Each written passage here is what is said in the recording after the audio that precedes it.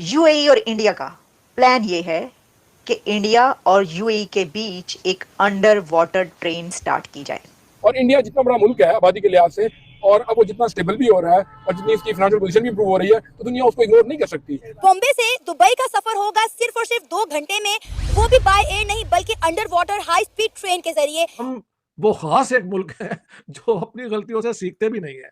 We just want to believe train का जो सफर होगा अंडर वाटर ट्रेन का, वो यकीनन लोग एंजॉय करना चाहेंगे, लेकिन जाहिर है पाकिस्तान के लोग जो हैं उनको थोड़ा सा मुझे लगता है कि इसमें हमारे साथ आजाद होने वाले ममालिक आज मुआशी एतबार से हमसे बहुत आगे निकल गए हैं, जबकि पाकिस्तान अब तक IMF के कर्ज के घेरे से बाहर नहीं आ सका, जिसकी उनको थपड़ा देते, शाबाश देते, अप्रिशिएट करते कि भाई हाँ ये तुम्हारे भाइयों ने भी बड़ी मेहनत की है माशाल्लाह। वो यहाँ होगा मिनिमम भी कह रहे हैं कि $500 बिलियन तो आप अलग निकाल कर रखते हैं, जो यूएई ने अलग निकाल कर रखती हैं।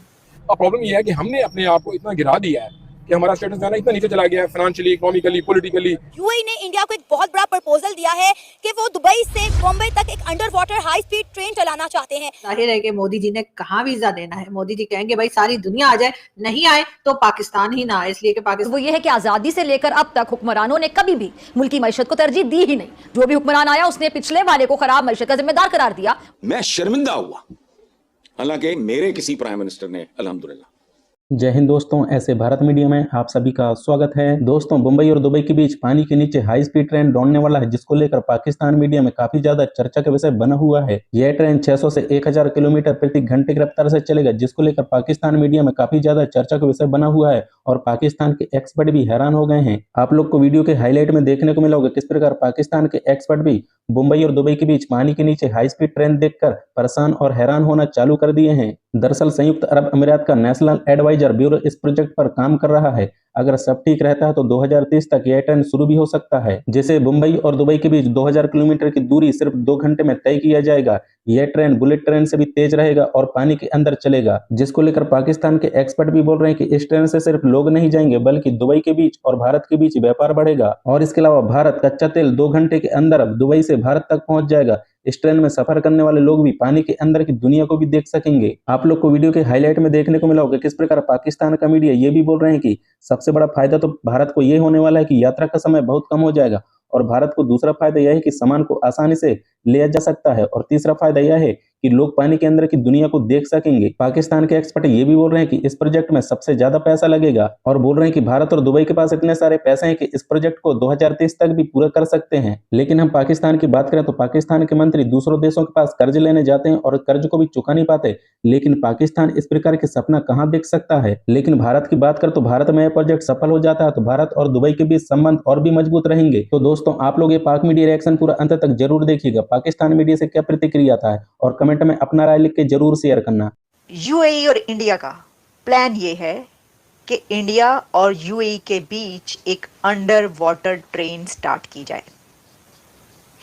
मुंबई से दुबई अंडर वाटर ट्रेन शुरू होने जा रही है, जिसकी प्लानिंग स्टार्ट हुई थी 2018 में, और कहा यह जा रहा है कि 2030 तक ये एक very very ambitious plan complete हो सकता है।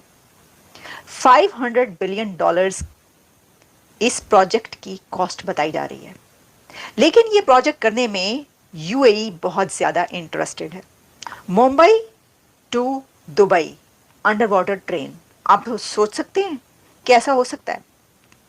एक तो इसको एम्बिशियस प्लान इसलिए कहा जा रहा है कि अंडर वाटर ट्रेन बनाना कोई आसान काम नहीं है। अंडर वाटर ट्रेन बनाने के लिए आपको समंदर भर भर के पैसा चाहिए, अगर ये कहीं तो गलत नहीं होगा। मिनिमम भी कह रहे हैं कि $500 बिलियन तो आप अलग निकाल कर रखते हैं, जो यूएई ने अलग निकाल कर रख दी हैं। लेकिन क्योंकि यूएई इंटरेस्टेड है मुंबई को लिंक करने के लिए दुबई के साथ, क्योंकि यूएई को, दुबई को ये पता चल चुका है कि मुंबई की क्या सिग्निफिकेंस है, भारत की इकोनॉमी और भारत की इंडस्ट्री, भारत की मार्केट की क्या सिग्निफिकेंस है और क्या फ्यूचर है। इसलिए दुबई और यूएई ये चाहते हैं कि वो एक अंडर वाटर ट्रेन ये प्रोजेक्ट स्टार्ट करें, जिसमें Mumbai to Dubai under water train travel 2 hours में कंप्लीट हो जाए। सिर्फ 2 घंटों के अंदर आप मुंबई से बैठेंगे और दुबई पहुंच जाएंगे, और दुबई से बैठेंगे और मुंबई पहुंच जाएंगे। वैसे ये एयर ट्रैवल इस वक्त 3 घंटे से ज़्यादा का है, मुंबई टू दुबई, लेकिन अंडर वाटर ट्रेन के थ्रू ये हो जाएगा। लेकिन आप कहेंगे कि ये तो 1 घंटा, 1.5 घंटा, 2 घंटे कम हो जाएगा, ये तो ज़्यादा कम ना हुआ। आप ये नहीं जानते, एक तो ये कि ये भी बहुत ज़्यादा डिस्टेंस जो है ये कम होने वाली बात है कि आपका 1 से 1.5 घंटा, 2 घंटे बच जाएं अगर आपका ट्रैवल हाफ हो रहा है। लेकिन सबसे बड़ी बात इसके अंदर ये है कि अंडर वाटर यानी कि अंडर सी जो टनल्स बनाई जाएंगी, वो जिस तरह आप सी वर्ल्ड देखने जाते हैं वो नज़ारे आपको मिलेंगे। ये टूरिज्म का दुनिया का सबसे बड़ा प्रोजेक्ट बनने जा रहा है। ये प्रोजेक्ट कहा जा रहा है जब बन जाएगा, और ये जब बल्कि दरमियान में ही होगा, तो उसी वक्त दुनिया में ऐसे और प्रोजेक्ट स्टार्ट हो चुके होंगे कि ये तो हो सकता है। इतना आसान इसलिए नहीं है कि एक तो इसके ऊपर पैसा बहुत है, बहुत एम्बिशियस प्लान है, और दूसरा ये कि इसमें अंडर वाटर अभी तक कोई ऐसा प्रोजेक्ट दुनिया में नहीं बना। लेकिन दुबई ऐसा कर सकता है, यूएई ऐसा कर सकता है, ये बात कही जा रही है। क्योंकि यूएई अगर सहरा में, रेगिस्तान में, रेत पर दुबई जैसा एक अजूबा स्ट्रक्चर खड़ा कर सकता है तो वो कुछ भी कर सकता है। ये आप जानते हैं, दुबई को उसने वो बना दिया यूएई ने कि पूरी दुनिया का टूरिज्म अब दुबई जाता है। दुनिया का बच्चा बच्चा दुबई देखना चाहता है। यानी वेस्ट के लोग, जहाँ पहले सब लोग वेस्ट आया करते थे, अभी भी वेस्ट आते हैं, वहीं वेस्ट के लोग दुबई देखने के लिए जाते हैं, दुबई देखना चाहते हैं। असल में हम जो है ना वो डे बाय डे डिग्रेडेशन की तरफ जा रहे हैं। हमारा कोई गवर्नमेंट की तरफ से भी कोई सिस्टम नहीं है। हम ये है कि कभी बिजली में फंस जाते हैं, कभी पेट्रोल में फंस जाते हैं, कभी किन इशूज में। हमारे जो बेसिक प्रॉब्लम्स है ना, हमें हमारी गवर्नमेंट उनको ही रिजॉल्व नहीं कर पा रही, तो कोई डायरेक्शन इस कौम को गवर्नमेंट दे ही नहीं रही। तो जब वो नहीं दे रही तो सिस्टम तबाह हो रहे हैं, करप्शन बढ़ती जा रही है। जो की पोस्ट पे लोग बैठे हैं जिनको रोल मॉडल होना चाहिए, तो उन पे करप्शन के केसेस हैं। तो अकाउंटेबिलिटी ऑन टॉप लेवल है कोई नहीं।